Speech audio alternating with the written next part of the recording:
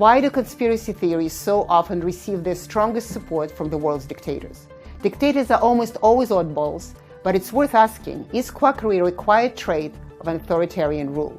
Having grown up in the Soviet Union, I am particularly sensitive to the impact of perverse scientific theories on a society. Stalin rejected Mendelian genetics and even Darwin's theory of evolution in favor of the bogus theories of Trofim Lysenko, the Soviet biologist who believed that human traits were acquired and not inherited. With Stalin's backing, Lysenko sent Soviet biology down a 2-decade-long rabbit hole of lunacy. Nikita Khrushchev overturned Stalinism, but he had his own pet theoretical perversities.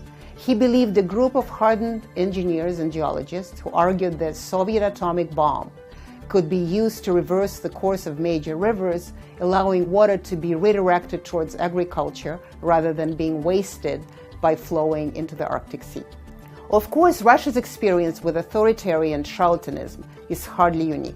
Hitler's embrace of disturbing racial science delivered the world into darkness and led to the Holocaust.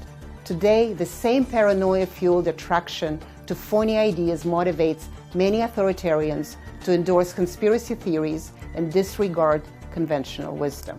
For example, Turkish President Recep Tayyip Erdogan has refused to heed the advice of economists and endorsed an interest rate hike in response to the lira's collapse.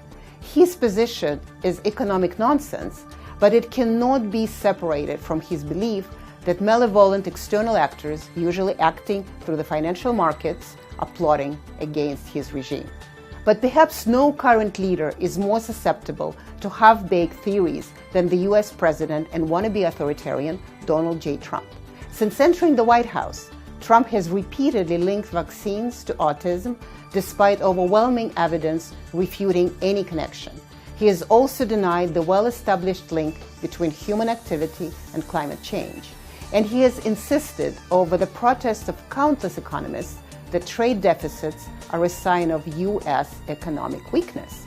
Trump also appears convinced that the FBI and the media are conspiring to bring down his presidency. In this sense, he has embraced what the historian Richard Hofstadter described as a paranoid style of politics. Perhaps this is what draws Trump to the Russian president, Vladimir Putin, who also believes that the world is scheming against him. And yet, even the most deeply held bogus beliefs eventually runs up against reality. Those who refuse to recognize the world as it is, whether they are viewing it from Moscow, Washington, or any number of other places, will eventually lose the power that their denials was intended to protect.